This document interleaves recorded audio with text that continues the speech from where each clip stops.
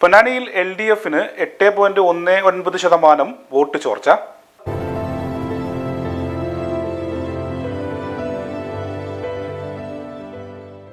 പൊന്നാനി നിയമസഭാ മണ്ഡലത്തിൽ ഇത്തവണ സാധുവായ വോട്ടിൽ LDFന് കുറഞ്ഞത് 8.19% എന്ന കണക്ക്. ഇത്തവണ ആകെ 1,61,980 വോട്ടുകളാണ് സാധുവായിട്ടുള്ളത്. നോട്ടയ്ക്ക് ലഭിച്ച വോട്ടുകൾ ഉൾപ്പെടെയാണിത്. ഇതിൽ UDF 80,674 വോട്ട് നേടിയപ്പോൾ 49.8% വോട്ടർമാരുടെ പിന്തുണ ലഭിച്ചു. LDFന് 41.61% വോട്ടാണ് ലഭിച്ചത്. ആകെ 67,407 വോട്ടാണ് LDF സ്ഥാനാർത്ഥിക്ക് ലഭിച്ചത്. കഴിഞ്ഞ തവണ 57,625 വോട്ട് ലഭിച്ച ഐക്യ ജനാധിപത്യ മുന്നണിക്ക് ഇത്തവണ 80,674 വോട്ട് ലഭിച്ചു.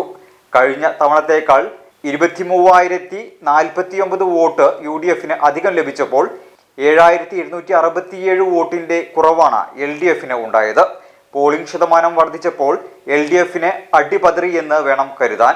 2021 69.33% വോട്ടർമാരാണ് ബൂത്തിലെത്തിയത്.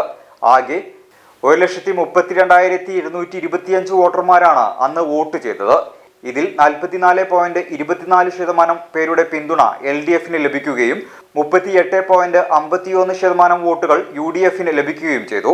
11.23% വോട്ട് NDAക്ക് ലഭിച്ചിരുന്നു.